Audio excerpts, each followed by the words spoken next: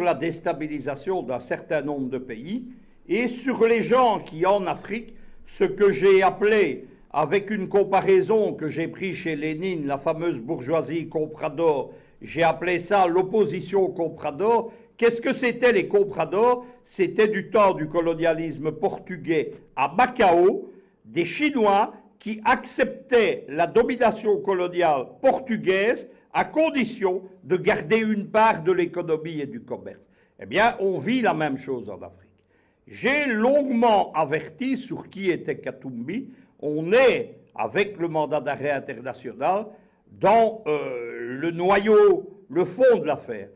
Si vous suivez les médias occidentaux, on a bâti une grande légende autour de Katumbi, on appelle ça une storytelling, c'est-à-dire qu'on vous invente la vie de quelqu'un.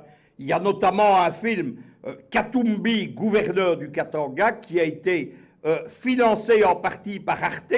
Arte, ce sont les gouvernements de Paris et de Berlin, c'est de l'argent public. Et on nous expliquait que Katumbi était un honnête homme, que c'était quasiment le seul politicien congolais honnête, alors que c'est un affairiste qui a livré le Katanga aux multinationales. Ça, c'est un aspect du personnage. Le deuxième aspect, c'est l'affairisme. L'affairisme, qu'est-ce que c'est? C'est que Katumbi, il appartient à une très grande famille affairiste qui s'appelle en réalité les Soriano. Lorsque vous fouillez dans les dossiers Katumbi, vous voyez qu'il est détenteur de 3 passeports différents, avec 3 nationalités, et que dans ces passeports, il ne porte pas le même nom. Il y a notamment un Moïse Soriano, qui conclut les contrats Soriano, Katumbi, Katumbi bis, on ne sait pas très bien. Troisième chose, Katumbi, c'est le choix d'un scénario politique. C'est l'homme qui a été choisi dès les années Obama, le fameux sommet USA-African Leader, nous sommes à l'été 2014, il a été choisi comme l'homme qui était chargé de dégager la cible principale de ce qui est devenu le printemps africain, qui était Kabila. Kabila invité au sommet USA-African Leader et qui s'est vu opposé à une conférence de presse à John Kerry, qui était le ministre des Affaires étrangères américain de l'époque, et le but était très simple, c'était d'humilier Kabila, qui a été sous-estimé et qui a compris directement ce qui se passait. Que devait être Katumbi? Katumbi devait être le candidat unique de l'opposition. On a, mais les Américains ont l'habitude de le faire, surestimé sa popularité, et on lui a bâti les moyens de ses ambitions politiques. C'est-à-dire qu'il a été pris en main par des réseaux américains, de l'administration Obama, de ce qu'on appelle les vitrines légales de la CIA, de George Soros, ce sont toujours les mêmes gens, et de l'OTAN. Il y a une fondation qui est l'Atlantic Foundation aux États-Unis, c'est la principale fondation de l'OTAN aux USA, c'est elle qui a parrainé Katumbi. Katumbi, qu'est-ce qu'on a fait? On lui a créé tout d'abord une ONG puissante dont le but officiel, ne souriez pas, ne riez pas, il n'y a pas de quoi, c'est le panafricanisme.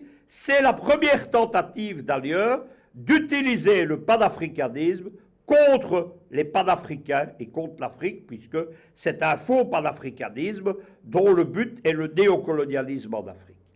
À la tête de cette ONG, qui a des moyens considérables, il y a un ancien conseiller à la sécurité nationale, et vous allez comprendre pourquoi j'ai fait ce long détour, donc conseiller à la sécurité nationale d'Obama, c'est le général Jones.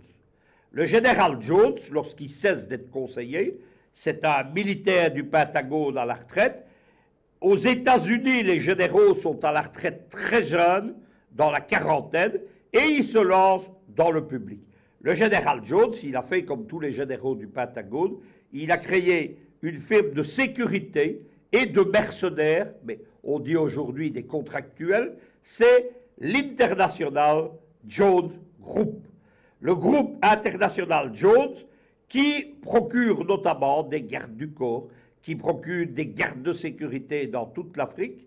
Jones a une particularité, il dirige une firme de mercenaires, il est bien introduit dans l'administration américaine, mais c'est aussi le principal administrateur de l'ONG de Kabila.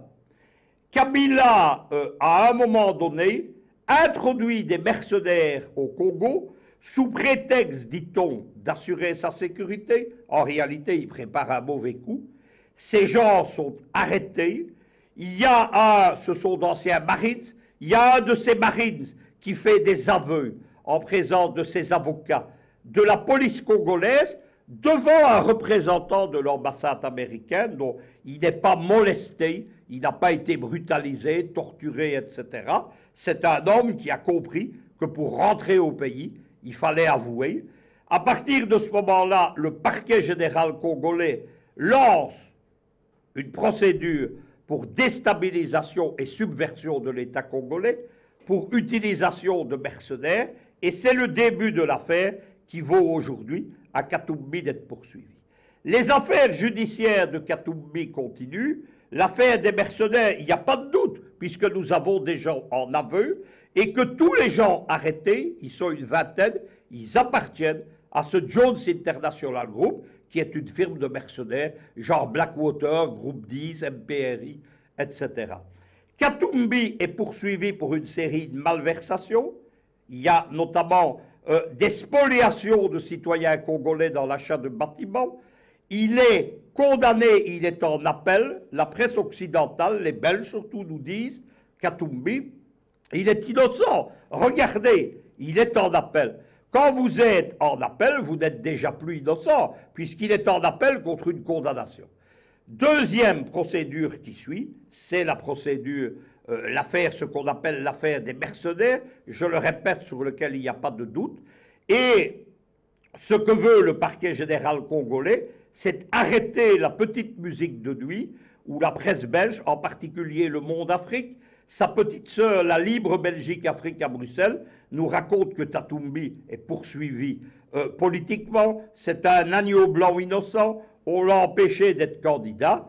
Il n'a pas pu venir déposer sa candidature, non pas parce qu'on lui a interdit de rentrer, mais parce qu'il y a un mandat d'arrêt international contre lui et qu'il conviendrait qu'il se constitue prisonnier et qu'il soit incarcéré, ce qui suffit d'ailleurs à empêcher sa candidature aux élections. Mais Katumbi reste un des jokers des Occidentaux, puisque vous avez vu ce rassemblement de 8 partis de l'opposition congolaise, alors que les candidatures à la présidentielle sont déposées, en cours d'être examinées. Donc, dire maintenant nous allons présenter un candidat unique, ça veut dire qu'on s'apprête à saboter les élections. Et certains de ces partis de ce G8, ce sont des gens qui espèrent toujours présenter un Katumbi avec les moyens américains financiers dont dispose Katumbi comme candidat à la présidentielle. Il était temps que Kinshasa siffle la fin de la récréation. Merci donc à vous, Luc Michel. Eh bien,